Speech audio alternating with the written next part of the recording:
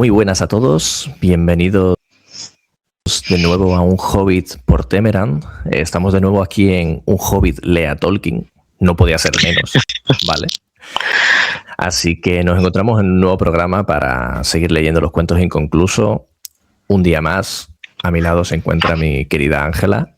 Muy buenas, Ángela, ¿cómo estás? Pues muy buena, yo encantada. Si tenemos a Tolkien de fondo, yo, vamos, feliz de la vida. Sé que ahí además estamos de acuerdo siempre, o sea que no tengo problema ninguno. Eso te iba a decir, aquí no hay problema. Aquí no hay problema. Muy bien, muy Con bien. Tolkien no. Ahora te preguntaré una cosilla porque sé que has estado leyendo a Tom Shippey, y así que espero que nos cuentes un poquito.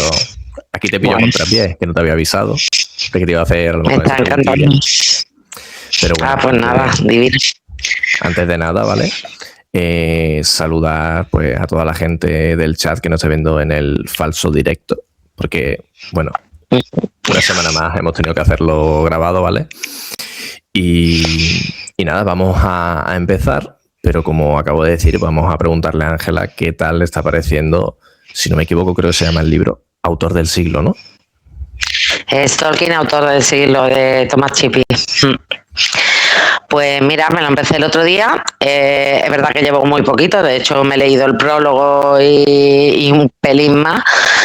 Pero buah, me está encantando. Al final es un estudio académico. Y bueno, lo que Thomas Shippey está planteando, y entiendo que seguirá en esa línea todo el libro, es bueno, la falta de reconocimiento que hay por parte de, sobre todo del mundo académico y digamos de los grandes críticos hacia Tolkien, y muchas veces incluso al mundo de la fantasía en sí, que es verdad que además ahora mismo lo que comenta Thomas Shippey es que es un género que está totalmente en alza y cada vez más y cada vez con más calidad. Y bueno, básicamente es eso, es un estudio un poco poniendo los puntos y contrapuntos de por qué Tolkien es el autor del siglo XX, además pues con mucha diferencia, ya se han hecho muchos estudios y en todos ya sabemos que sale la obra de Tolkien como de las más leídas a nivel mundial. ¿Y por qué sigue sin reconocerse en los círculos de críticos y académicos de la literatura? Y ya te digo, llevo nada y menos, pero me está encantando porque además, aunque a veces un poquito, bueno, pues lógicamente académico, porque ese señor pues tiene una cultura grande y a veces es como un poquito profundo en sus argumentos, pero me parece que lo escribe muy ameno y te da muchísima información de Tolkien, de la forma de escribir, de por qué ha calado tanto y durante tanto tiempo y probablemente seguirá calando este autor en tanta gente.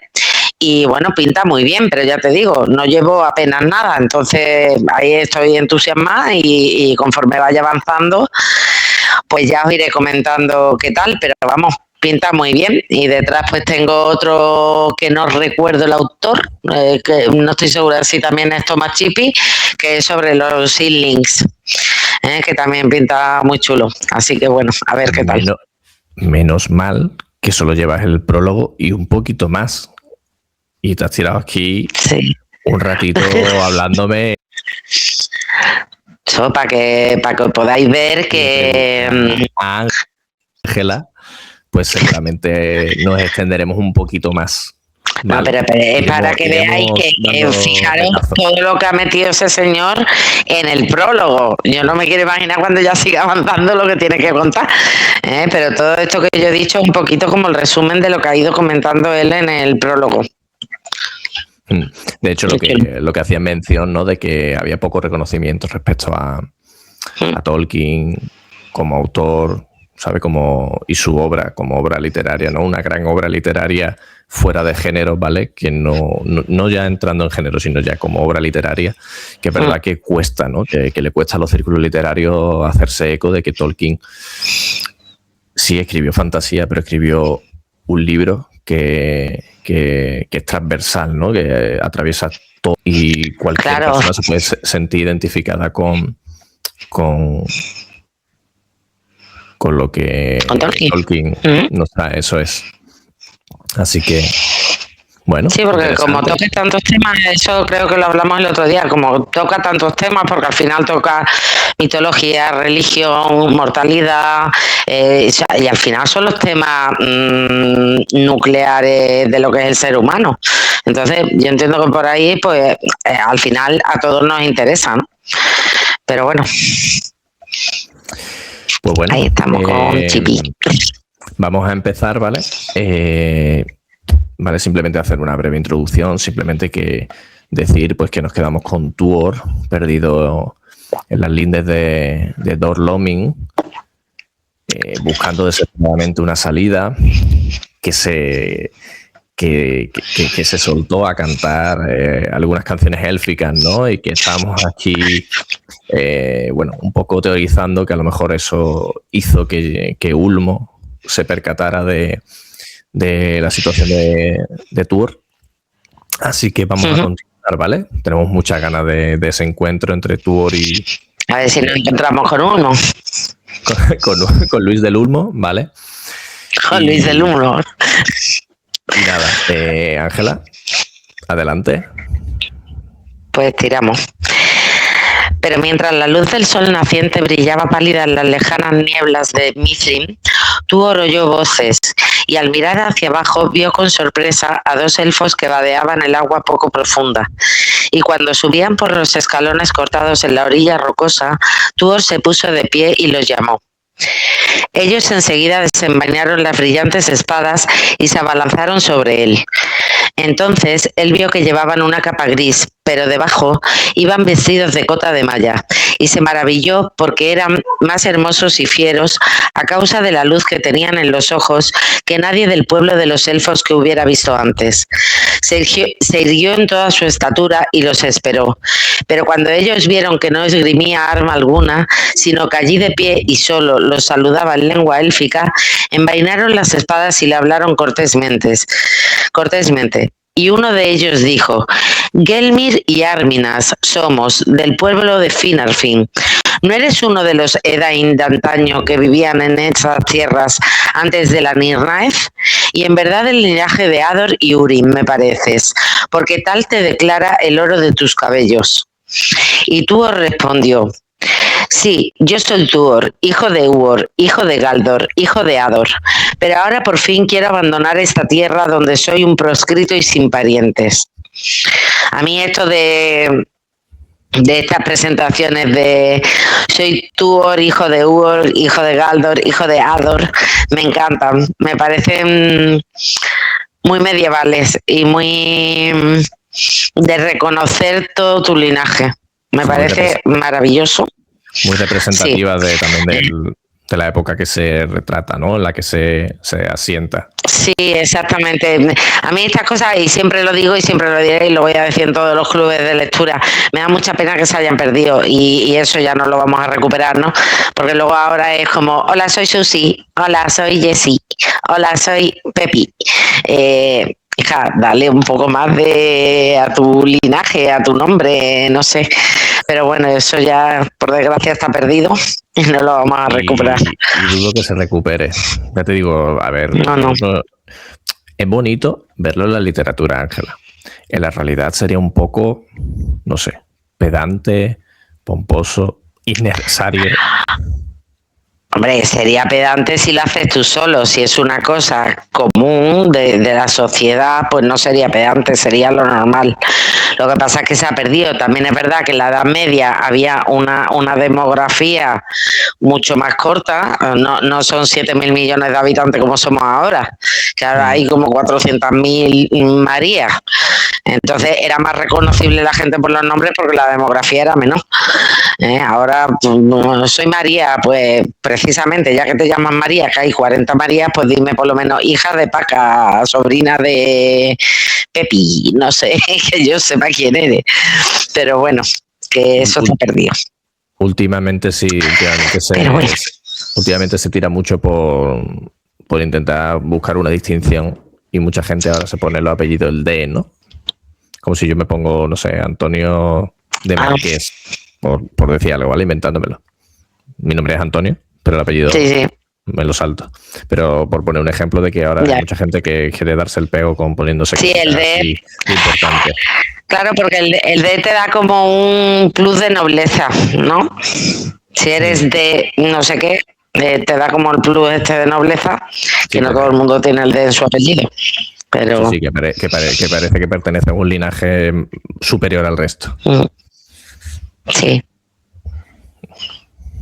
A mí es que no me importaría ser de un linaje superior al resto. Yo sé que tú eres muy humilde, Antonio, pero a mí me gustaría, no sé. Ha sido un comentario tan elfo.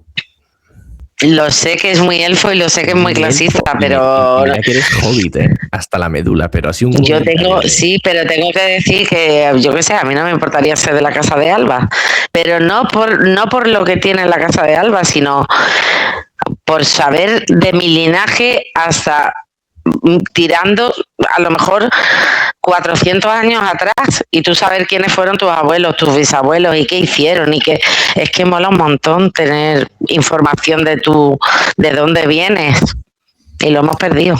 Sí.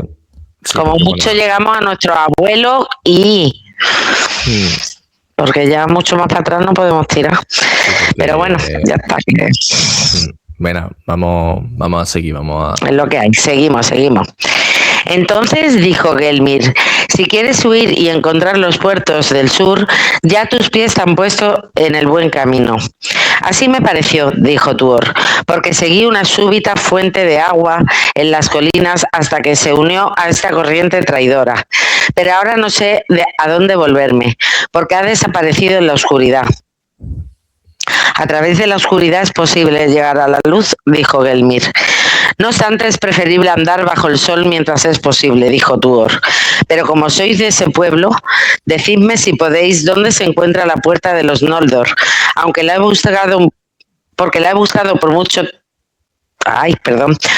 buscado mucho sin cesar desde el que Anael de los elfos grises, mi padre adoptivo, me habló de ella. Entonces los elfos rieron y dijeron, tu búsqueda ha llegado a su fin, porque nosotros acabamos de pasar esa puerta. Allí está delante de ti, y señalaron el arco por donde fluía el agua. Ven pues, a través de la oscuridad llegarás a la luz.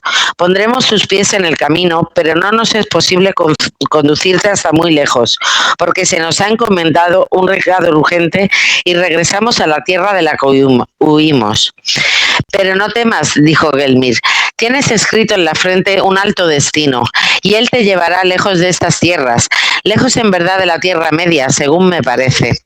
Aquí volvemos al tema del destino, que tan importante es en los hijos de Húrin y en toda la descendencia de Húrin, ¿no?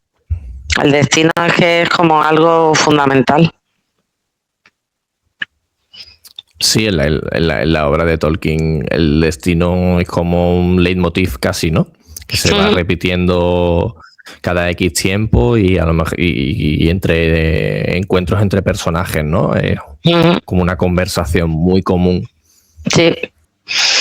Bueno, sí. A ver, así ahora me pillas un poco contrapié, no sabría darte ejemplos, pero seguro que tú nos puedes dar algún ejemplo de ello. Pues mira, de hecho quería que me corrigieses tú, que desde luego sabes mucho más de inglés que yo. Si no me equivoco, en el propio poema del anillo, que muchas veces aquí se traduce como 9 anillos para los hombres condenados a morir, ¿no? Creo que la frase original es doomed to die, que si no me equivoco es destinados a morir, o estoy equivocada en la traducción. Habría que mirarlo, pero sí es algo así, destinados a morir. Creo que doomed to die se refería a destinados a morir, porque no se ve como una maldición, no es como una condena, sino que para Tolkien es como cuando es como una recompensa. Cuando en el mundo anglosajón se habla de la hora del juicio final, ¿no? La llegada del juicio final se habla del Doomsday. Doomsday, sí. Entonces sí, es algo así, ¿no? Como la llegada, ¿no? De la muerte, que al final lo deja. Vamos, yo eso lo sé por los Vengadores, no creáis que porque una es muy culta. Aquí ya, como tenemos ya la película ahí al lado, pues lo sabemos. Entonces sí, efectivamente el destino es una cosa súper fundamental en Tolkien Y sigue siendo una cosa que no termino de comprender, porque una persona devotamente católica me sorprende mucho que ese destino esté tan... que te tenga tan cogido. ¿Sabes lo que te digo? No sé si me explico. Sí. A ver, al final como yendo en concreto al Señor de los Anillos, ¿no? Que seguramente si aquí no hay muchos que no oigan, que estén a lo mejor más leídos en otros libros de Tolkien que no sean a lo mejor el Hobbit, el Señor de los Anillos o el Silmarillion, etcétera. Volviendo al Señor de los Anillos, por ejemplo, ¿no? El destino de Frodo, el destino de Aragorn, son como destinos igual, como que llegan, obviamente el destino de Frodo es como hay muchos azares que han llevado a que Frodo esté en la situación en la que está y que tenga que hacerse cargo del anillo, como que hay muchos azares, ¿no? Que se deja al aire libre, ¿no? Como cuando lanza el anillo y el anillo está en el aire rodando y no sabe si va a caer o no, ¿no? Cuando se le cae claro, a Gandalf, sí, por decirlo de alguna forma, y que cae, ¿no? El anillo cae su propio peso sin rodar, ¿no? Pues un poco eso. Exacto. Así que es azar, pero en realidad el destino ya está bastante marcado. Está interviniendo todo el rato. Claro, efectivamente. Es fundamental. Supongo que si continuamos con la lectura de la carta, yo espero que en algún momento haya alguna carta en la que Tolkien entre en este tema, porque de verdad que me resulta súper curioso el hincapié que hace. Hace mucho hincapié en el destino y en la esperanza todo el rato. Es como estar dándole vueltas a un tal, y que también ten en cuenta que si tú estás ligado por el destino a algo, la esperanza quedaría desterrada también, porque el destino te va a obligar a tal, pero nunca se renuncia a la esperanza en Tolkien. Entonces, por eso me resulta tan súper curioso ese tema y tengo ganas de seguir continuando con la lectura de las cartas y ver si en algún momento Tolkien afronta ese tema, porque yo las leí hace como un siglo, creo que ni siquiera me las leí todas y estoy segura de que en algún momento tuvo que hablar de ese tema, tuvo que haberle dado muchas vueltas. Seguramente, si además que es lo que venimos hablando, que es un pilar en su obra. Claro. Seguramente en algún punto lo comente en las cartas. Eso espero, porque necesito desentrañar ese nudo. Bueno, pues seguimos.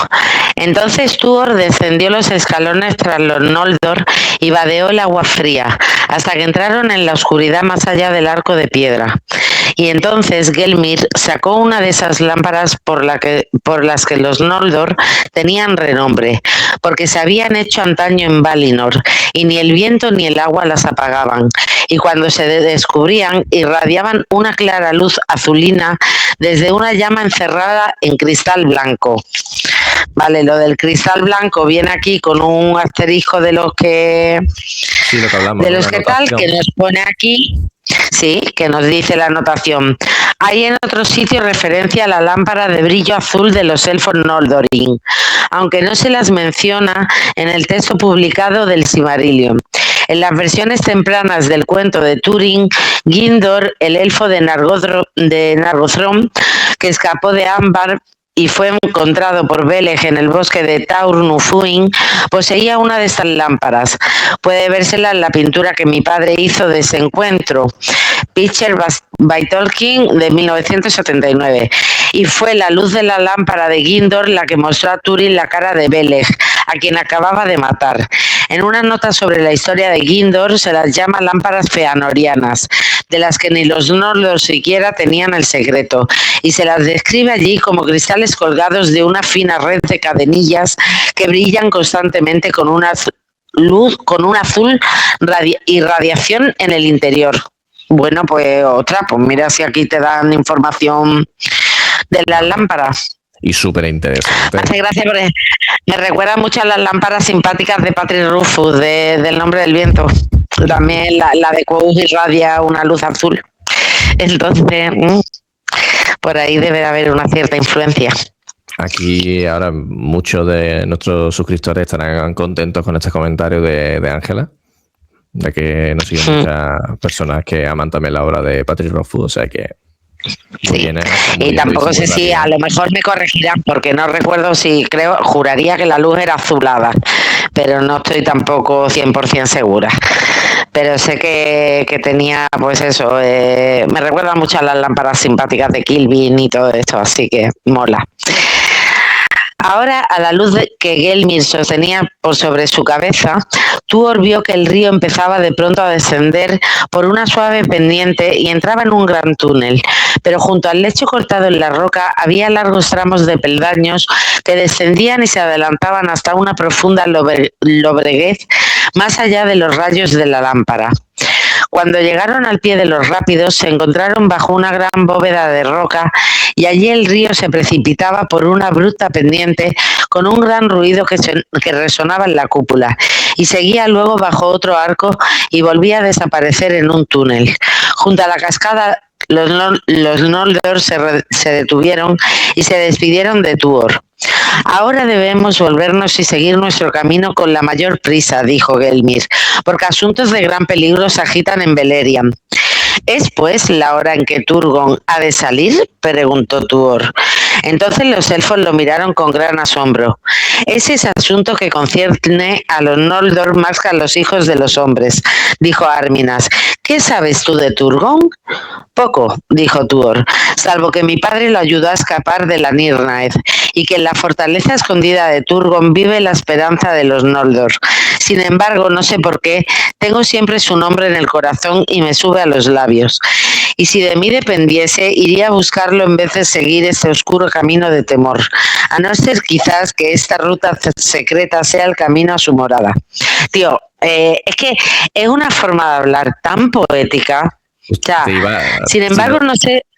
Perdona, que te iba a decir simplemente que si no parabas tú, iba a parar yo, porque es que justo esto último que hemos leído que sale de la boca de Tuor es precioso, ese pequeño parrafito. Es que es una cosa, o sea, que alguien diga de ti, sin embargo, no sé por qué tengo siempre su nombre en el corazón y me sube a los labios, es que es una forma de decir que tienes todo el rato en el pensamiento a esa persona que me parece tan precioso. Es que de verdad hemos perdido mucho, estamos perdiendo mucho.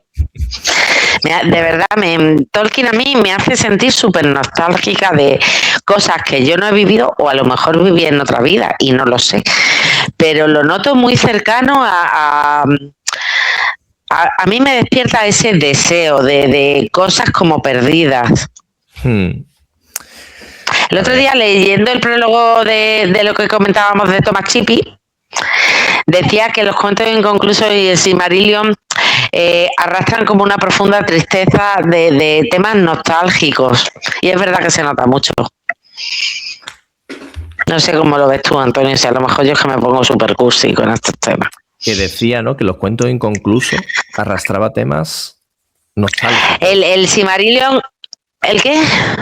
Repite la pregunta, que es que no sé si... Lo que decía Thomas Chippy es que el Silmarillion y los cuentos inconclusos especialmente como que arrastraban una sombra de tristeza, todo el rato sobrevuela como una cierta tristeza relacionada un poco con la nostalgia de los tiempos que fueron y que a mí me pasa mucho cuando lo leo. Entonces, cuando lo comentaba Thomas Chippy, yo decía, estoy muy de acuerdo con eso. Siempre no sé, me hace un sentimiento en el corazón de cosas perdidas, bonitas. Luego había otras, evidentemente, en la Edad Media que eran terribles. Todo hay que decirlo, que es que al final, claro, leemos esto y como que lo que echa en menos, pues eso, es como la caballerosidad, la honestidad, la forma de hablar, tal, pero luego había cosas terribles, como en todas las épocas. Pero es verdad que en Tolkien como que destaca mucho eso y a mí me hace sentir una profunda nostalgia. No sé si a ti te pasa igual, a lo mejor yo soy muy exagerada, muy cursi. No, a ver, cada uno tiene su perspectiva y interpreta las cosas a su modo, por su experiencia y por de dónde viene cada uno. Es muy bonito eso. Pero es verdad que a mí, personalmente, pues mi opinión, por ejemplo, es Tolkien al final escribe cosas bastante tristes, con destinos complicados, ¿no? Que veníamos hablando de los destinos, ¿no? Destinos difíciles de esquivar, ¿no? Dolorosos, ¿no? Y un atisbo de esperanza siempre. Siempre está el atisbo de esperanza. Sí.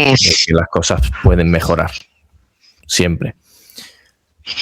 Pero, a ver, eso de... A lo mejor, ¿no? Porque tú a lo mejor también ibas por el camino de cómo lo escribe, cómo se expresa, cómo, ¿no? Como que habla de tiempos preciosos, bellos, que parece que están quedando encapsulados ahí, ¿no? Y no, ya no van a volver. A ver, es que son otros tiempos, otra forma de escribir. Claro. La forma de escribir de Tolkien no se puede equiparar, es decir, podemos hablar de influencia, de quién se ha inspirado en Tolkien o Tolkien en quién se inspiró, pero a ver, cada uno al final tiene su, por decirlo así, su marca de agua, y Tolkien tiene una marca de agua muy potente, muy profunda, que es la forma de escribir, una forma de escribir poética. Además, él escribía mucha poesía, entonces es obvio que usa ese recurso también para sí. Sí, es cierto. Totalmente es cierto. Espera. Ay. Vale. ¿Se te ha ido la imagen o la has cortado tú? No, se me ha ido un segundo, perdón. Pues nada, seguimos. ¿Quién puede decirlo? Respondió el elfo. Porque así como se enamorada de Turgon, se esconden también los caminos que llevan a ella. Yo no los conozco, aunque los he buscado mucho tiempo. Sin embargo, si los conociera, no te los revelaría ni a ti ni a ninguno de entre los hombres. Pero Gelmir dijo: no obstante, he oído que tu casa goza del favor del Señor de las Aguas, y si tus designios te llevan a Turgon, entonces sin duda llegarás ante él, no importa hacia dónde te vuelvas. Sigue ahora el camino por el que las aguas te han traído desde las colinas, y no temas. No andarás mucho tiempo en la oscuridad. Adiós. Y no creas que nuestro encuentro haya sido casual, porque el habitante del Piélago mueve muchas cosas en esta tierra quieta. Anar Kaluba Tielyanna, que no sabemos qué significa, ¿no?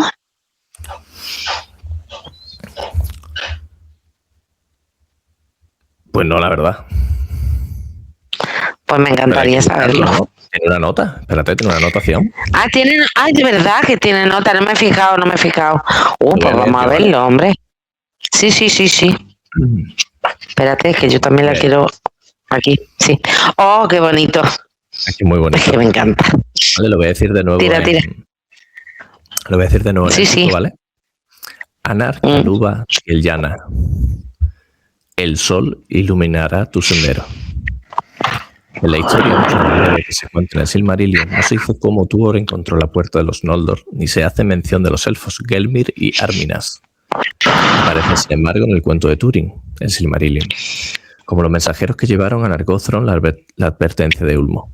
Y se dice que pertenecieron al pueblo de Angros, hijo de Finarfin, que después de la Dagor Bragolac vivió en el sur con Círdan, el carpintero de Nargothrond.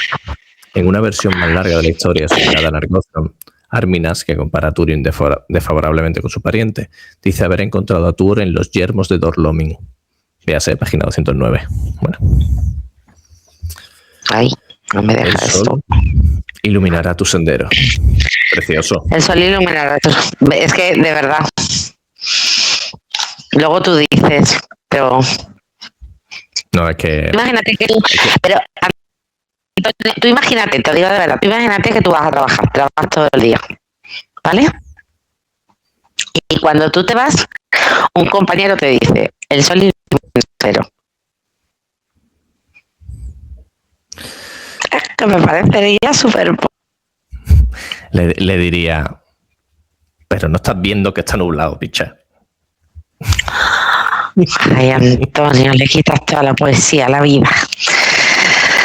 Ay, pues yo lo veo muy bonito. Sí, a ver. De hecho, me lo quiero aprender y se lo voy a empezar a decir a mis compañeros cuando me vaya. Anar Kaluba Tielyanna. Sí. ¿Y todo el mundo cómo? ¿Perdona? ¿Qué coño me dice? ¿Qué dice esta chala? Es decir, ¿ya nos han invadido los rusos? Ay, esto no suena ruso. Que no suena ruso. Hombre, ya lo sé, pero uno que tampoco maneja Tolkien ni los elfos ni fantasía te va a decir. Pues tendrás que decir, tú sabes, yo no sé si esto es Cuendia o Sindarin porque no los distingo, pero te dirán, ¿nos han invadido los fineses? Bueno, a ver, sí, ya. Pero los fineses que no tienen mucha ambición de invadir nada, por eso tenía que hacer la broma con respecto a los rusos, perdona. Los fineses con quitarse a los rusos de encima ya tuvieron bastante las criaturas y preocuparse de que no les vuelvan a meter manos, suficiente. Oye, vale. ¿Te parece que a partir de ese punto, teniendo en cuenta que estamos ya en la mitad del, digamos, siguiente, hasta el siguiente salto de párrafo, leo yo? Claro. Así que doy un descansito, si te parece. Me parece. Yo estoy encantada. Además, tú lees mucho mejor que yo, así que para adelante. Vamos, una cosa mala. Venga. Una cosa buena. Con eso, los Noldor se volvieron y ascendieron de vuelta a las largas escaleras. Pero Tuor permaneció inmóvil hasta que la luz de la lámpara desapareció, y se quedó solo en una oscuridad más profunda que la noche en medio de las cascadas lujientes. Entonces, haciéndose de coraje, apoyó la mano izquierda sobre el muro rocoso y tanteó el camino. Lentamente en un comienzo, y luego con mayor rapidez al ir acostumbrándose a la oscuridad y no encontrar nada que lo estorbara. Y al cabo de un largo rato, como le pareció, cuando estaba fatigado, pero sin ganas de descansar en el negro túnel, vio a lo lejos por delante de él una luz. Y apresurándose llegó a una alta y estrecha hendedura y siguió la ruidosa corriente entre los muros inclinados hasta salir a una tarde dorada, porque había llegado a un profundo y escarpado barranco que avanzaba derecho hacia el oeste, y ante él el sol poniente bajaba por un cielo claro, brillaba en el barranco y le iluminaba los costados con un fuego amarillo, y las aguas del río resplandecían como oro al romper en espumas sobre las piedras refulgentes. A ver, parón, porque es que vaya párrafo, por favor. Qué bonito. Si es que es envolvente, al final es súper envolvente como escribe. Y además el propio Tolkien, esto ya lo hemos dicho más veces, ¿no, Antonio? Que el propio Tolkien decía que sus escritos eran para ser leídos en voz alta. Y ciertamente gana mucho, ¿sabes? Sí. Con la voz de Antonio además gana más porque tiene una voz bonita, ¿vale? Para escuchar, entonces gana mucho porque es súper envolvente como habla, yo qué sé, yo cuando lo está leyendo Antonio es que estoy dentro del sitio, aparte de que claro, lo describe tan súper profundamente que tú te ves dentro, pero si encima la lectura te va envolviendo, pues es maravilloso, es que es maravilloso como escribe, de verdad, te pone la palabra exacta en el punto, que para eso era filólogo, en el punto exacto, las traducciones son muy buenas, habrá quien diga que mejorables, pero para mí son muy buenas, teniendo en cuenta el manejo que tengo yo del inglés, que es regular. Me parece que es precioso, o sea, es que no hay palabras para lo bonito. Y encima la historia es interesante.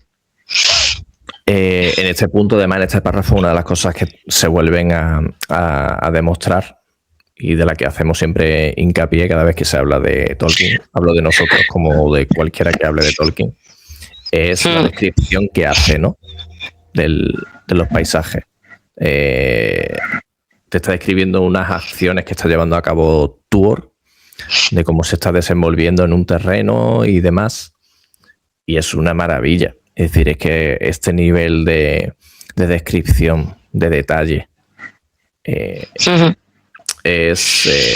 deja anonadado, la verdad, por usarlo. Sí. Porque luego es verdad que cada vez se escribe más literatura fantástica y es verdad que hay muy buenos escritores de literatura fantástica. Pero yo creo que el nivel de escritura que tiene Tolkien, yo no lo he encontrado en ningún otro autor.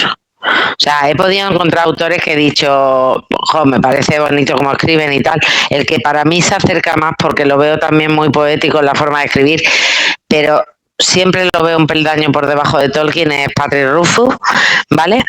Pero es que tiene una poesía, en cualquier frase que te meta es pura poesía, es súper bonito. Así es.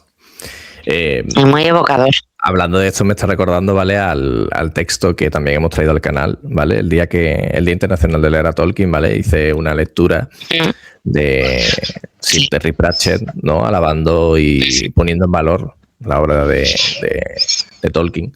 Y era muy gracioso, ¿no? Como decía, ¿no? Que bueno, que a ver, que en su momento para él El Señor del Anillo era lo más, ¿no? Pero que al final, a ver, uno crece, madura, lee otras cosas y al final, a ver, uno lo que engrandece también es el momento en el que lo lee y esa nostalgia que lo puede envolver todo, ¿no? Y una de las cosas que dice, ¿no? Es como, hombre, que te puedes chirriar un poco, esto dicho con mis palabras, ¿vale? Pues que a veces, ¿no? El paisaje sea más importante que la propia historia o que los propios personajes en sí, ¿no? Entonces, como que dice, bueno, a ver, está bien un rato, ¿no? Pero...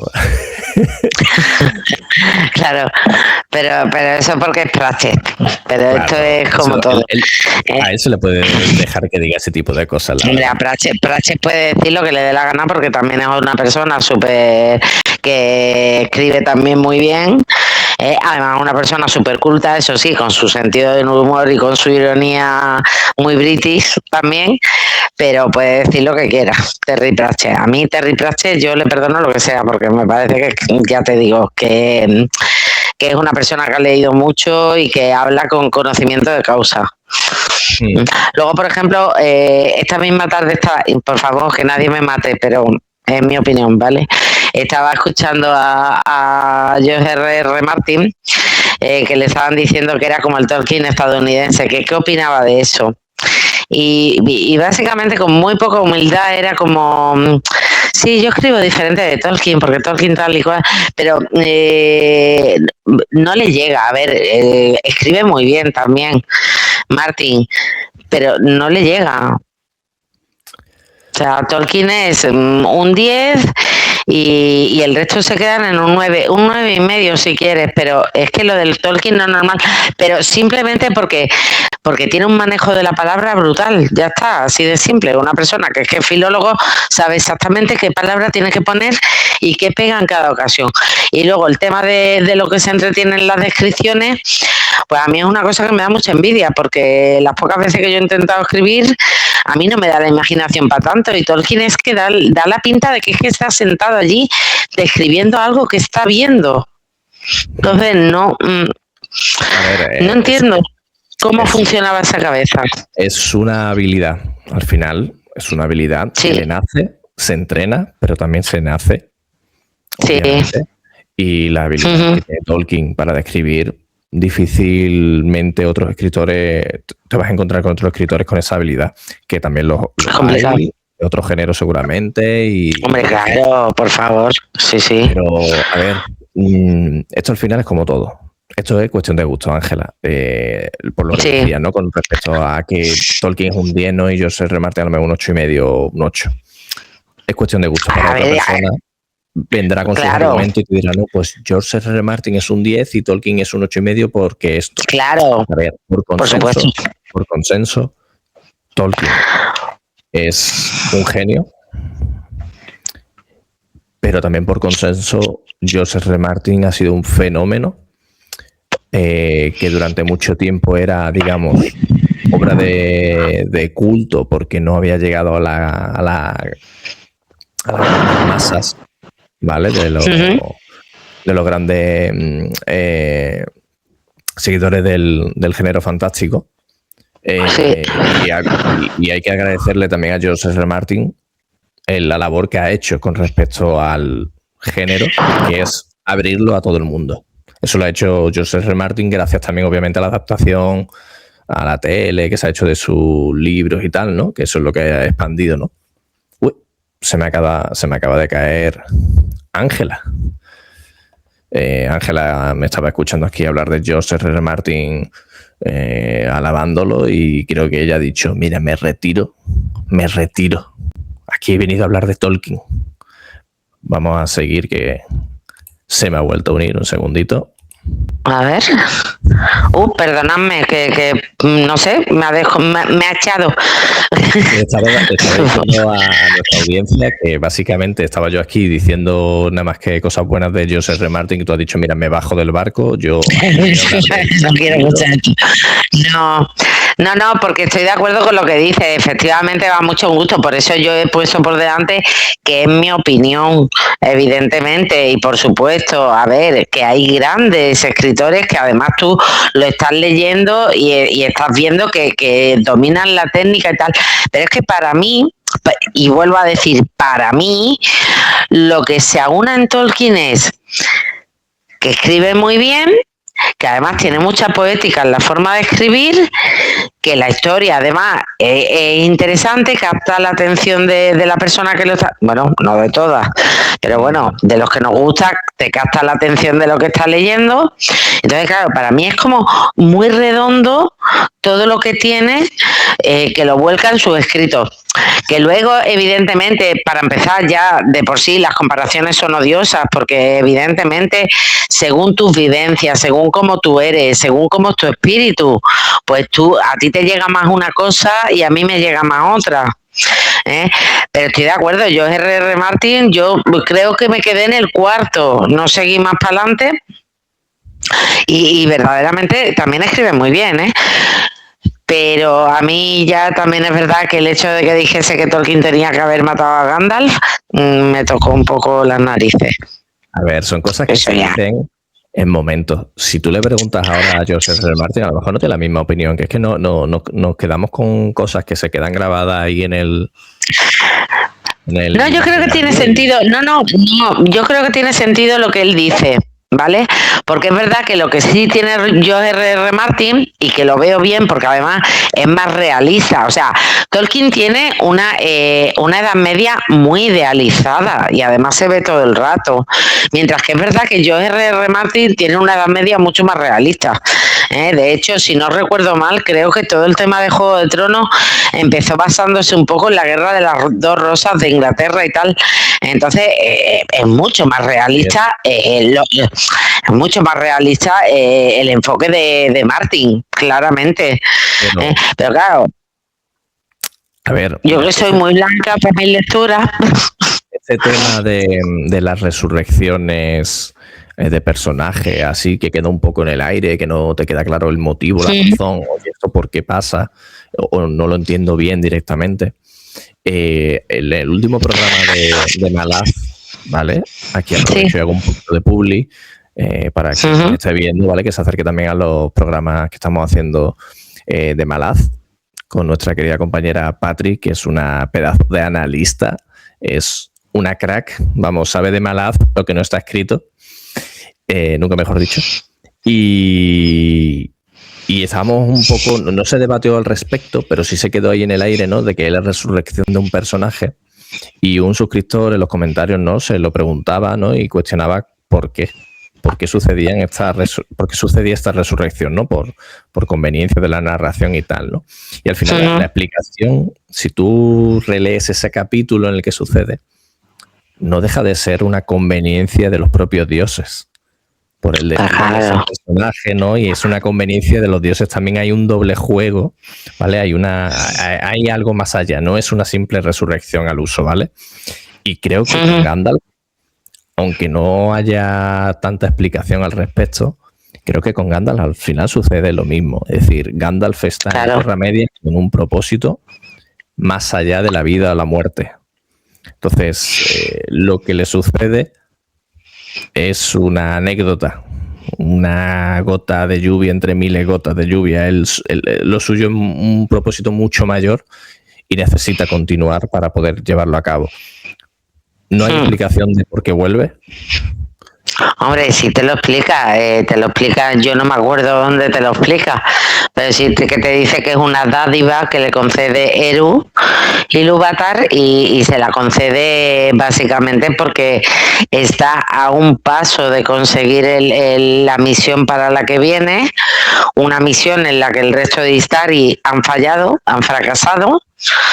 Saruman porque se deja corromper, Radagast porque se fusiona con la Tierra en su amor por la Tierra Media, y los dos magos azules pues no se sabe por qué, pero porque desaparecieron y realmente Gandalf, que es el que está a un puntito de conseguirlo, pues Eru le concede esa dádiva. Abro paréntesis para decir que los cuentos inconclusos se develará algo más sobre los magos azules, que si no me equivoco es en el único libro donde se menciona a los dos magos azules. Cierro paréntesis y respondiéndote que gracias a que no me acuerdes, tú has hecho memoria y has traído aquí que al final lo que yo estaba diciendo pues me está dando la razón, ¿no? Es una conveniencia de los dioses que tiene un designio mayor. Es decir, a él no le puede vencer la muerte tan fácilmente porque hay los destinos de muchos están en sus manos, ¿no? Claro. Él cumple con el propósito que se le ha enviado. Qué bonito me ha quedado. Te ha quedado precioso. Pues ala, sigue. Sí. Bueno, no sé.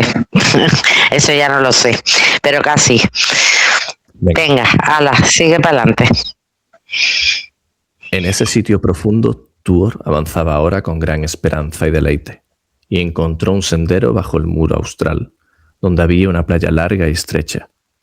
Y cuando llegó la noche y el río siguió adelante invisible, excepto por el brillo de las estrellas altas que se reflejaban en aguas oscuras, descansó y durmió, porque no sentía temor junto al agua por la que corría el poder de Ulmo. Con la llegada del día siguió caminando, sin prisa. El sol se levantaba a sus espaldas y se ponía delante de él, y donde el agua se quebraba en espumas entre las piedras o se precipitaba en súbitas caídas, en la mañana y la tarde se tejían arcoíris por sobre la corriente. Por tanto, le dio al barranco el nombre de Cirith Niniac. Es que la verdad es que cada frase, cada palabra es belleza pura. Es que una cosa. Así viajó Tuor lentamente 3 días bebiendo el agua fría, pero sin deseo de tomar alimento alguno, aunque había muchos peces que resplandecían como el oro y la plata o lucían los colores de los arcoíris en la espuma. Y al 4.º día el canal se ensanchó y los muros se hicieron más bajos y menos escarpados, pero el río corría más profundo y con más fuerza, porque unas altas colinas se avanzaban ahora a cada lado y unas nuevas aguas se vertían desde ellas en Cirith Niniac en cascadas de luces trémulas.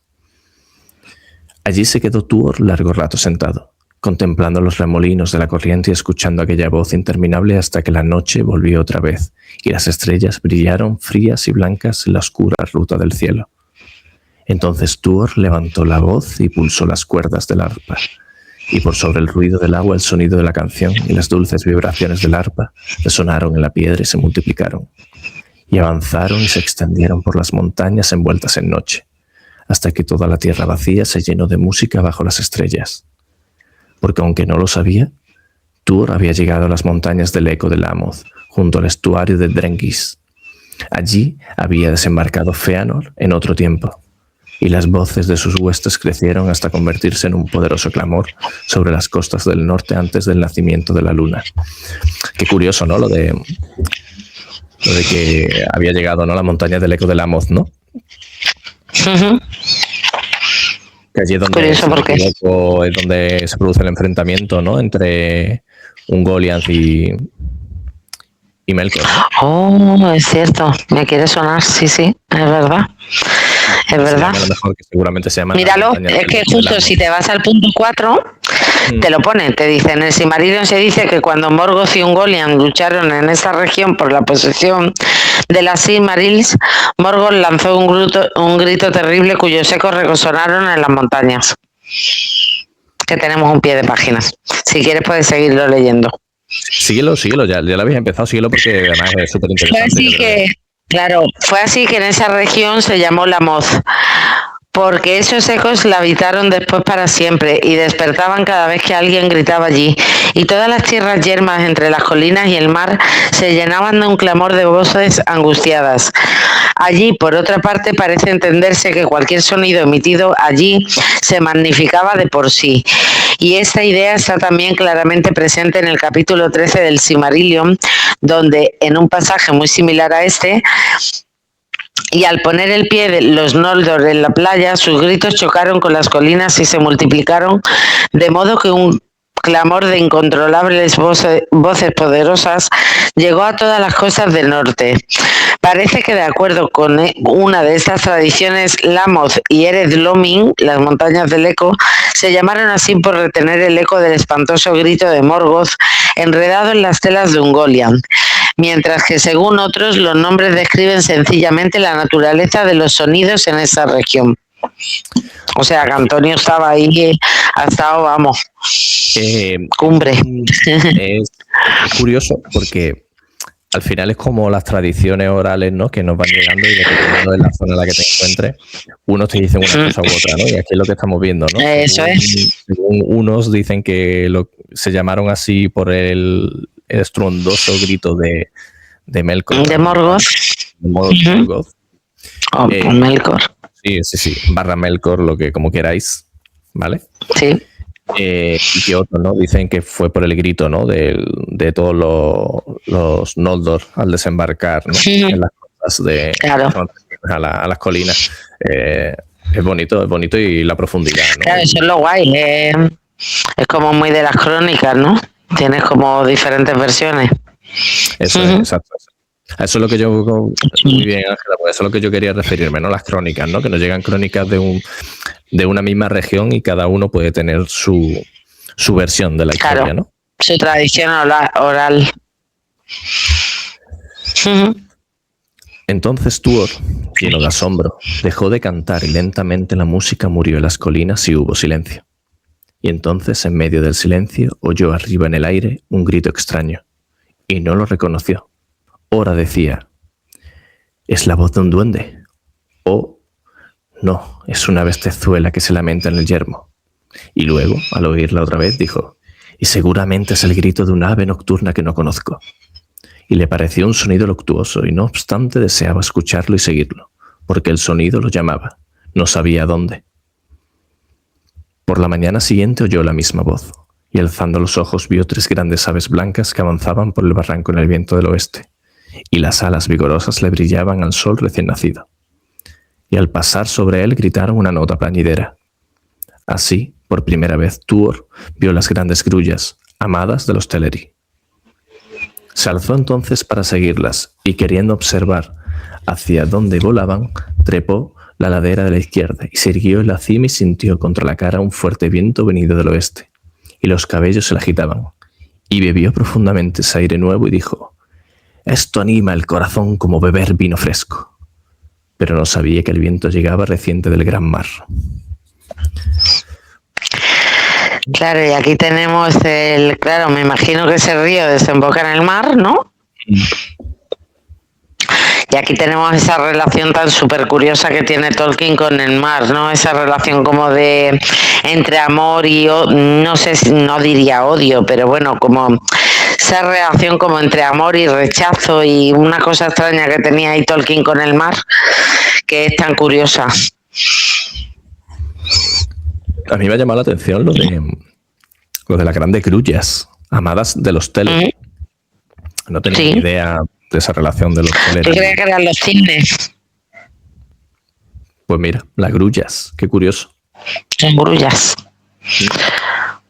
¿Por qué son las grullas amadas de los Teleri? Pues no lo sabemos. Lo sabemos. Hay que ver, ¿eh? Aquí vamos a cancelar ahora mismo a Christopher, que nos hizo una nota al pie de página de esto, ¿eh? Para resolvernos la duda, ¿eh? Sí. A ver, no podía estar en todo el hombre. Aprovecho a decir que si alguien lo sabe, ¿vale? Aunque a lo mejor luego cada uno... Sí, que nos lo diga. Si alguien lo sabe, que lo ponga en los comentarios, ¿vale? Sí, porque yo ya te digo, yo tenía con los Teleri tenía todo el rollo del tema de los cisnes. Pero claro, las grullas la verdad que es la primera vez que lo escucho. Es que por eso me ha llamado la atención, porque era la primera vez que lo leía. De hecho, ni siquiera sé, porque la grulla no es un animal muy típico de Inglaterra, ¿no? Pues otra pregunta que dejamos a nuestros suscriptores. No sabemos nada, ¿eh? No, a ver, no es que no sepamos nada, es que, a ver, no soy ornitólogo ni nada tampoco, entonces... ¿Qué tiene que ver eso? No eres ornitólogo. Aquí no estamos hablando de los ornitólogos, estamos hablando de cosas de Tolkien y de Inglaterra. Entonces, me llama la atención. Ornitólogo te podría decir, pues las grullas de los Cotswolds. ¿Hay grullas en los Cotswolds? Ángela, por favor, me lo acabo de inventar. Bueno, yo pregunto todo, Antonio. Yo quiero saber. Pero podría ser. Pues si la... Aquí hemos finalizado un tramo en el que nos quedamos pues con tour de cara, ¿no? al gran mar. Y seguimos sin ver a Tulmo. Y a Tulmo digo yo. He mezclado a Tulcas con Ulmo. Perdón, a Tulmo. Me acabo de inventar un bala. Perdona. Tulmo, el balar de los tumularios. De los túmulos. Vale, sí, perdona. Que podríamos continuar. Sí, ¿no? A mí se me ha hecho corto. Porque, vamos, aquí estábamos nosotros estamos ya puntito a puntito. Es decir, si leemos el siguiente tramo, ya lo siguiente, si es ya para el siguiente programa, seguramente ya nos encontremos con... Ya estamos con Ulmo, ¿no? Venga. Pues seguimos. ¿Continúas tú? Muy bien. A ver. Ahora bien, Tuor se puso en marcha una vez más en busca de las grullas altas por sobre el río, y mientras avanzaba, los lados del barranco se iban uniendo otra vez, y así llegó a un estrecho canal, lleno del gran estrépito del agua, y al mirar hacia abajo vio una gran maravilla. ¿Cómo le pareció? Porque una frenética marejada avanzaba por el estrecho y luchaba contra el río, que seguía precipitándose hacia adelante, y una ola como un muro se levantó casi hasta la cima del acantilado, coronada de crestas de espuma que volaban al viento. Entonces el río fue empujado hacia atrás y la marejada avanzó rugiente por el canal, anegándolo con las aguas profundas, y las piedras pasaban rodando como truenos. Así la llamada de las aves marinas salvó a Tuor de la muerte en la alta marea. Y era esta muy grande por causa de la estación del año y del fuerte viento que soplaba del mar. Pero la furia de las extrañas aguas desanimó a Tuor, que se volvió y se alejó hacia el sur, de modo que no llegó a las largas costas del estuario de Dengris, sino que erró aún algunos días más por un campo áspero despojado de árboles, y un viento que venía del mar barría este campo y todo lo que allí crecía, hierba o arbusto, se inclinaba hacia el alba porque prevalecía el viento del oeste. De ese modo Tuor llegó a los bordes de Nebrast, donde otrora había morado Turgon, y por fin, sin advertirlo, porque las cimas del acantilado eran más altas que las cuestas que había por detrás, llegó súbitamente al borde negro de la Tierra Media y vio el gran mar Belegaer sin orillas. Y a esa hora el sol descendía más allá de las márgenes del mundo como una llamarada poderosa. Y Tuor se irguió sobre el acantilado con los brazos extendidos, y una gran nostalgia le ganó el corazón. Se dice que fue el primero de los hombres en llegar al gran mar, y que nadie salvo los Eldar sintió nunca tan profundamente el anhelo que él despierta. Tuor se demoró varios días en Nebrast y le pareció bien hacerlo porque esa tierra, protegida por montañas del norte y del este y próxima al mar, era de clima más dulce y templado que las llanuras de Izlum. Hacía mucho que estaba... Sí. Inciso, que me ha gustado, me ha parecido curioso, ¿no? Por hacer un paroncillo de cómo llamar el gran mar, ¿no? Belegaer sin orillas, ¿no? Que es de nuevo una forma, ¿no? De Tolkien. ¿Cómo? ¿Dónde estás? Un poquito más atrás, ¿vale? Que te para un poquito más adelante, pero ahora un poquito más atrás en el párrafo anterior. El Belegaer sin orillas, sí. Que es curioso como para que te imagines la gran vastedad del gran mar, ¿no? Del Belegaer, te diga Belegaer sin orillas, ¿no? Para que te imagines un mar sin límites, ¿no? Sí, sí. Ay. Están todos, ¿eh? Ay, están todos. Ay, Tolkien, que me pones tonto. Tolkien. Qué bonito. Es que de verdad, qué maravilla. Qué gran persona. Hacía mucho que estaba acostumbrado a vivir como cazador solitario en el descampado y no le faltó alimento, porque la primavera se afanaba en Nebraska y el aire vibraba con ruido de pájaros, los que moraban en multitudes en las costas y los que abundaban en los marjales del Linaewen, en medio de las tierras bajas. Pero en aquellos días no se oían en todas aquellas soledades voces de elfos ni hombres. O sea, está como en un páramo, ¿no? Como un sitio muy desangelado. Básicamente. Al final es una manera, ¿no?, de decir que la soledad tan inmensa en la que se encuentra ahora mismo Tuor. Sí, el pobre. Como tú bien has dicho, me ha gustado la palabra desangelada, ¿no? En una zona bastante sí. ¿no? Como que no llega allí el eco de ninguna voz. ¿Sabes? Sí, no hay nada. Es como pájaros y poco más. Y yo esta gente, estos habitantes de la Tierra Media, que se tiran días y días solos ahí caminando por descampados y tal, y lo llevan más o menos bien. Mira, esto yo estaría estresada. Esto que acabo de decir es muchas de las cosas que hoy día, ¿no?, pecamos, creo yo, de que no nos creemos lo que leemos, que parece que necesitamos. Bueno, que no, yo sí me lo creo, ¿eh? Sí, pero me refiero. Déjame terminar y te lo. Vale. ¿Te parece que últimamente, ¿vale?, en los últimos años necesitamos todo mascado? Cualquier cosa que leemos necesitamos que nos especifiquen cómo y por qué ha llegado a esa situación y cómo y por qué ha salido de esa situación.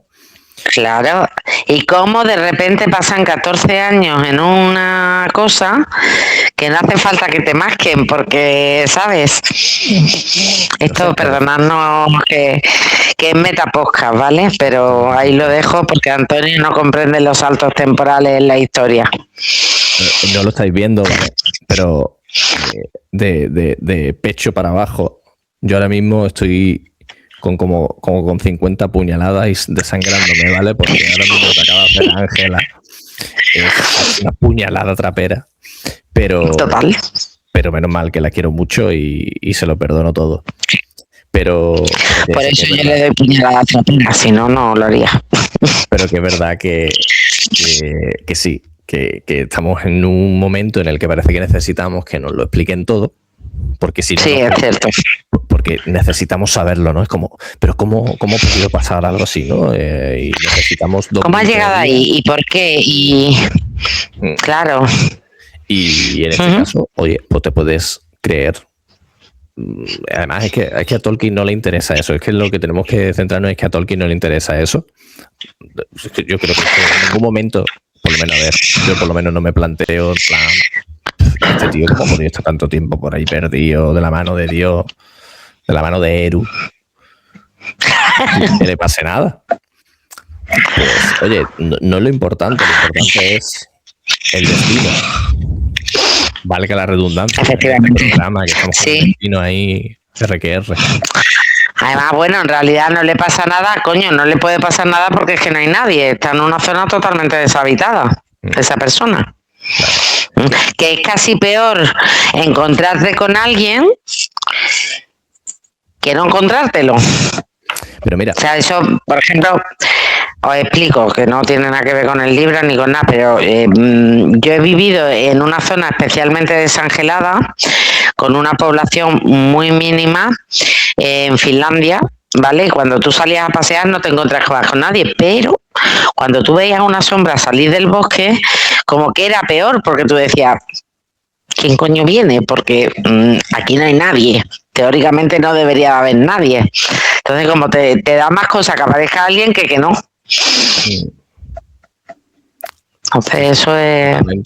Pero que iba a decir una cosa al respecto, ¿no? De que, porque estaba pensando yo, ¿no? Como que a lo mejor hay alguien que dice, ¿y este hombre cómo sobrevivió? Este no cazaba, no comía, etcétera. Y claro. hay un punto, ¿no? en el que te dice Tolkien una cosa que me ha gustado mucho antes, que no, obviamente no iba a parar para eso, ¿no? Pero que ha sido curioso, ¿no? Sí. Lo voy a leer, ¿vale? Sí. Dice, y así viajó Tuor lentamente 3 días bebiendo el agua fría, pero sin deseo de tomar alimento alguno, aunque había muchos peces que resplandecían como el oro y la plata o lucían los colores de los arcoíris en la espuma. ¿Sabes? Te da pinceladas, ¿no? De la situación que está viviendo Tuor en estos momentos. Entonces eso es lo bonito. Y te lo da de una forma poética, no hace falta entrar estaba persiguiendo una ardilla a ver si la cazaba y se la comía porque llevaba 10 días sin comer nada, ¿no? Porque claro, eso es a lo que nos estamos refiriendo aquí. Sí, no es necesario realmente, exactamente. Sí, es información que no es relevante para la historia, Antonio. Por eso no la pone el autor.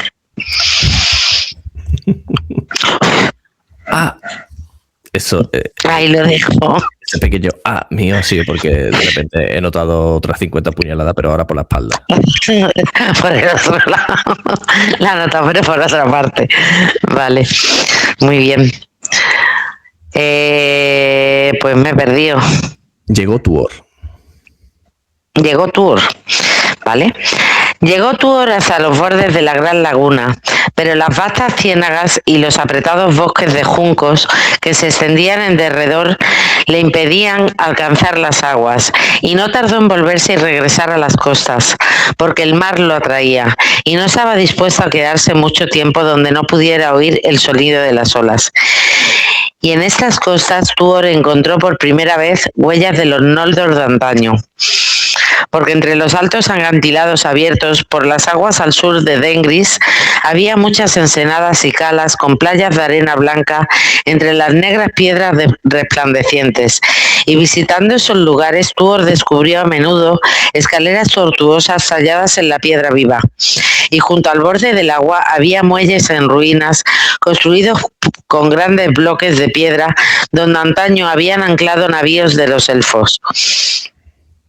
En esas regiones Tuor se quedó mucho tiempo contemplando el mar siempre cambiante, mientras el año lento se consumía dejando atrás la primavera y el verano, y la oscuridad crecía en Beleriand, y el otoño de la condenación de Nargothrond estaba acercándose. Bueno, tú fíjate, ¿eh? Y el otoño de la condenación de Nargothrond estaba acercándose, es que no puede estar mejor dicho. Y es verdad que hay pocos pasajes de Tolkien que describan temas de playas y de mar y de arena. Casi todos son bosques, montañas y cosas así. Hay poquitos párrafos y lo describe igual de bien que los bosques. Y mira, a ver, lo del mar, teniendo en cuenta que residió gran parte de su vida en Oxford, pues lo del mar, puedes decir, oye, no entiendo, porque bueno, no tenía el mar cerca, aunque bueno, luego ya sabemos que luego estuvo viviendo en el sur, tenía una casa, ¿no?, cerca de la costa. Gracias a Edith. Sí, entonces, pues como una compensación que le dio a Edith por haber vivido tantos años en Oxford, que a ella no le gustaba. Es que con Tolkien siempre se habla de cómo podía tener esa capacidad para los paisajes, ¿no? Y es que en realidad Inglaterra es un llano. Es verdad que uno cuando está hablando de tantas montañas y tal, tú dices, ¿pero qué montañas? Pero si aquí ¿dónde están? Aquí se pone un poco de puntilla y puedes ver una costa, ponerte en una costa y de puntilla te pone y ves la otra costa, ¿sabes lo que quiero decir? Sí, claro. Esa habilidad que tenía el profesor. Sí. ¿Quieres decir algo más? Que es que no sé si querías que te acompañara. No. Cuéntale algo más, ¿no? Para nada, fantástico. Yo ya. Maravilloso. Vale. ¿Has perdido de nuevo? Estamos en... Y quizá... sí, me voy perdiendo. Y quizá los pájaros vieron desde lejos el fiero invierno que se aproximaba. ¿Y por qué aquí tenemos un pie de nota? Pues no lo sabemos. Pues lo vamos a descubrir ahora mismo. Sí. Mira, es cortito. A ver, pues lee tú. Si lo tienes tú ya, sí, yo lo estoy buscando. Aquí. Sí. Hace una referencia al Silmarillion, ¿no? Al Silmarillion. Dice, y Túrin se apresuraba por los senderos que llevan al norte, a través de las tierras ahora desoladas entre el Narok y el Teigling, y el fiero invierno le salió al encuentro, porque ese año nevó antes de que terminara el otoño y la primavera llegó tardía y fría. Vale, bueno. Es como complementa un poco, ¿no? Dice que los pájaros vieron desde lejos el fiero invierno que se aproximaba, como decimos, porque los que acostumbraban a migrar hacia el sur se agruparon temprano para partir y los que solían habitar en el norte volvieron a sus hogares en Nebraska. Y un día, mientras Tuor estaba sentado en la costa, oyó un sibilante batir de grandes alas y miró hacia arriba y vio 7 cisnes blancos que volaban en una rápida cuña hacia el sur. Pero cuando subieron sobre él, giraron y descendieron de pronto y se dejaron caer ruidosamente salpicando agua. Ahora bien, Tuor amaba a los cisnes, a los que había conocido en los estanques grises de Mithrim, y el cisne además había sido la señal de Anael y su familia adoptiva. Se puso en pie, por tanto, para saludar a las aves y las llamó maravillado al ver que eran de mayor tamaño y más orgullosas que ninguna otra de su especie que hubiera visto nunca. Pero ellas batieron las alas y emitieron ásperos gritos como si estuvieran enfadadas con él y quisieran echarlo de la costa. Luego, con gran ruido, se alzaron otra vez de las aguas y volaron por encima de la cabeza de Tuor, de modo que el aleteo sopló sobre él como un viento ululante y girando en un amplio círculo subieron por el aire y se alejaron hacia el sur. Entonces Tuor exclamó en voz alta: «He aquí otro signo de que me he devorado demasiado tiempo». Y enseguida trepó a la cima del acantilado y allí vio todavía los cisnes que giraban en las alturas. Pero cuando se volvió hacia el sur, empezó a seguirlos, escaparon rápidamente. Bueno, es como otro... ¿no? A los cisnes. Y ahí los tenemos. Es como un presagio. Sí, ahí los tenemos. Sí. Al final. Además, mira, pensabas que a lo mejor lo de los Teleri, ¿no? Que a lo mejor podían amar a los cisnes y sí, nada más los claro. cisnes es el propio Tuor. Sí. A ver, que es lógico, es que los cisnes son bonitos. ¿Para qué vamos a decir que no? Pues si quieres leer tú ya el último párrafo y lo dejamos ya ahí, sí, que es el punto culmen. Sí, cerramos. Solo decir, ¿vale? Sí. Un inciso, que a ver, los cisnes son muy bonitos, pero también tienen bastante mala pinta. Tienen muy mala leche. Sí. O sea, a mí, yo no te voy a decir un cisne, pero recuerdo perfectamente, creo que era una oca o un pato, que nos atacó una paella, pero que nos atacó una paella que te digo que tuvimos que salir todos corriendo, que se quedó la tía o el tío con la paella tan feliz. Para que tú veas. Que cuando se ponen que tienen hambre, un poco como hay que huir. ¿no? Un poco como la gaviota, ¿no? Sí, también, la gaviota también tienen un maete. Sí. Bueno, al final yo creo que como todo el mundo, que como todo animal viviente, cuando tenemos hambre, a lo mejor perdemos un poco los nervios. Yo que soy hobby, pues lo entiendo. Claro. Tuor viajó hacia el sur a lo largo de la costa durante 7 días completos, y cada día lo despertaba un batir de alas sobre él en el alba. Y cada día los cisnes avanzaban volando mientras él los seguía. Y mientras andaba, los altos acantilados se hacían más bajos y las cimas se cubrían de hierbas altas y florecidas. Y hacia el este había bosques que brillaban con el desgaste del año. Pero por delante de él, cada vez más cerca, veía una línea de altas colinas que le cerraban el camino y se extendían hacia el oeste hasta terminar en una alta montaña. Una torre oscura y tocada de nubes apoyadas en hombros poderosos sobre un gran cabo verde que se adentraba en el mar. Esas colinas grises eran en verdad las estribaciones occidentales de Eret Wethring, el cerco septentrional de Beleriand, y la montaña era el monte Taras, la más occidental de las torres de esa tierra y lo primero que veía el marino desde millas de mar adentro al acercarse a las costas mortales. Un segundo. Eso, ahí va. ¿Llamarlo qué? Costas mortales. Ah, vale, yo no iba por ahí. Yo iba por lo del monte Taras, que es verdad que lo pone en plural, pone Taras, pero tú sabes el tema de Tara, que es la montaña esta sagrada de los irlandeses, que que luego además en lo que el viento se llevó, la casa de Escarlata O'Hara se llama Tara porque proviene de ese monte sagrado de Irlanda. Y no sé si ahí quiere hacer alguna referencia a Tolkien, lo que pasa es que le pone la S esa, que es lo que a mí me despista, pero me ha recordado mucho ese tema. Pues no sabría qué decirte, a lo mejor es simple coincidencia. O sí, puede ser, es que no tengo ni idea. Un pequeño detalle. Ya habéis dicho lo de las costas mortales, ¿no? Porque quizá esto Tolkien en un momento que te lo está describiendo, cuando se refiere a eso, que para un marino o para una persona que vive gran parte de su vida en el mar, ¿no? El ir a la costa es como terrenal, ¿no? Y claro. Así como, digamos, de una manera metafórica, no como la muerte. Por eso de las costas mortales. Sí, claro. Sí, pudiera ser. Lo estoy viendo a lo mejor desde un punto de vista demasiado poético porque estamos con Tolkien, pero... Es que estamos poéticos. Con Tolkien siempre hay que ponerse poético. Turgon había morado en otro tiempo bajo las prolongadas laderas, en los recintos de Vinyamar, las más antiguas obras de piedra de cuantas levantara los Noldor en las tierras del exilio.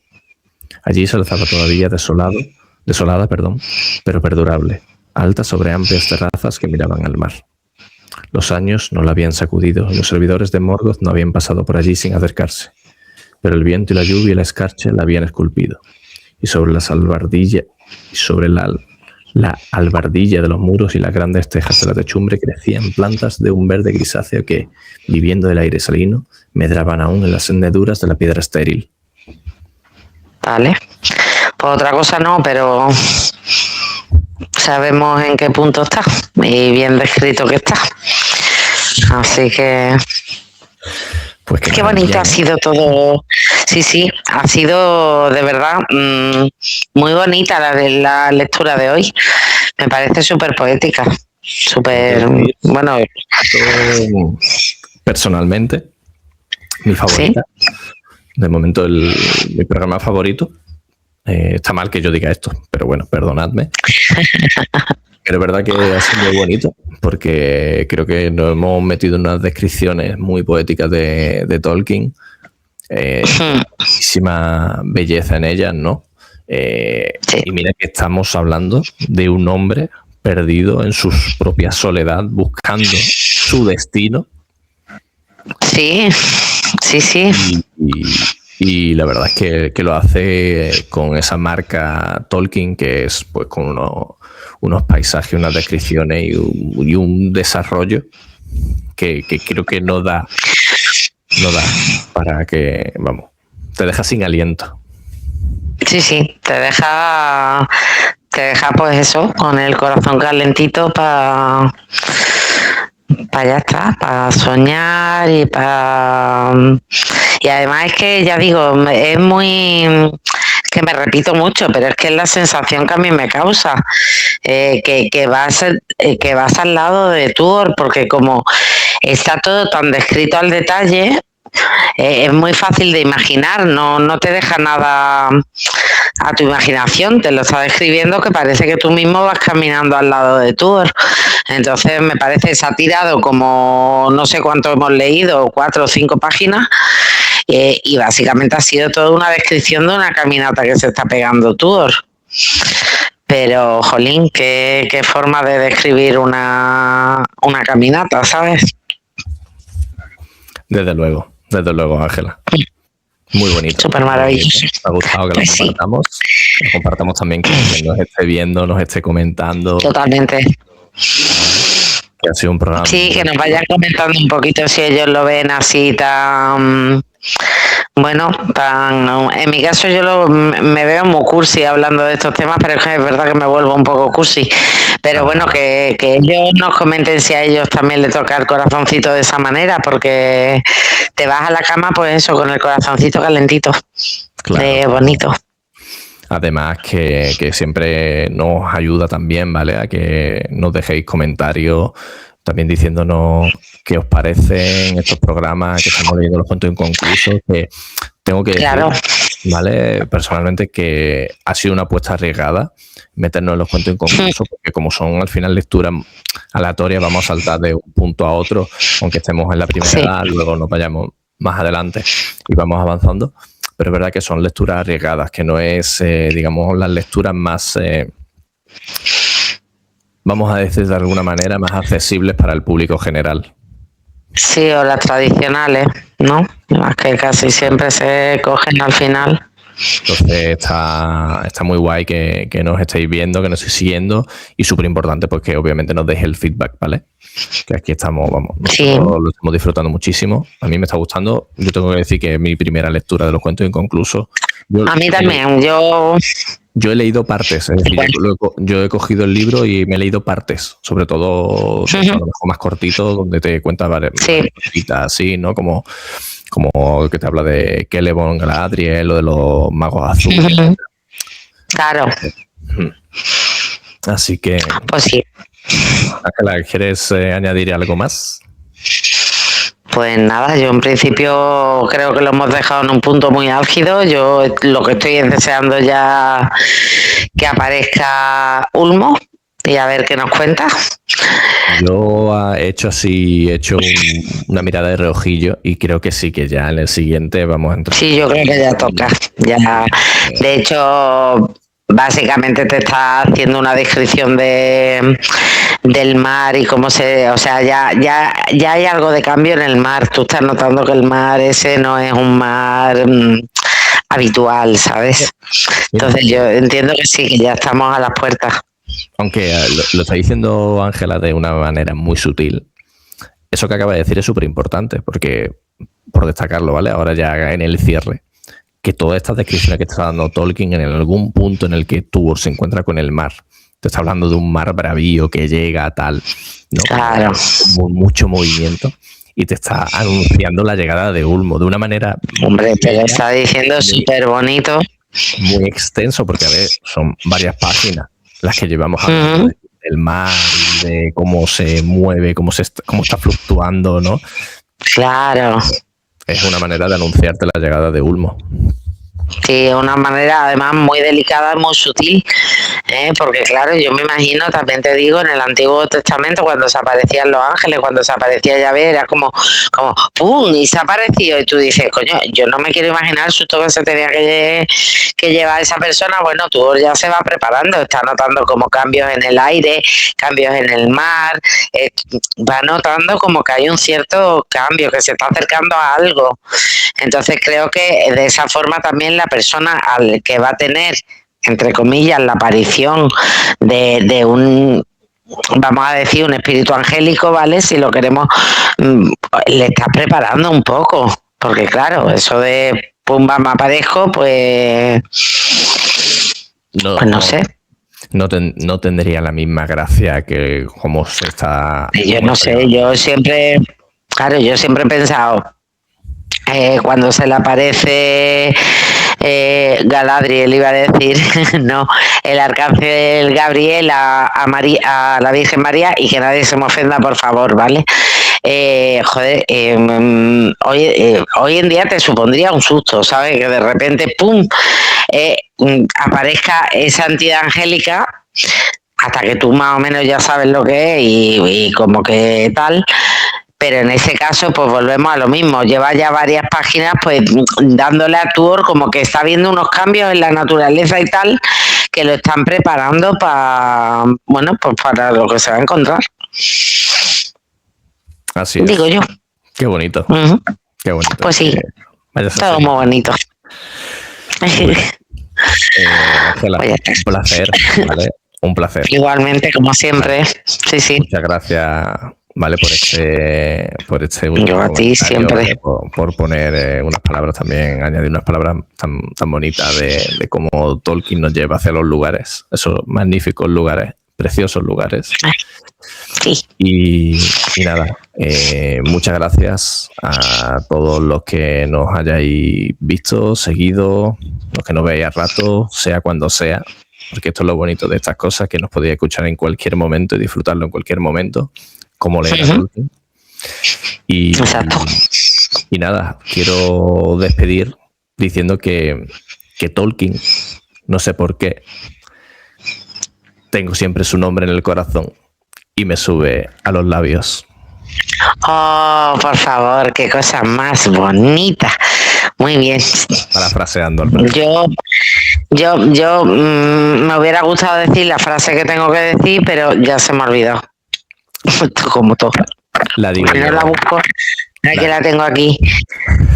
Anar Kaluba Tielyanna.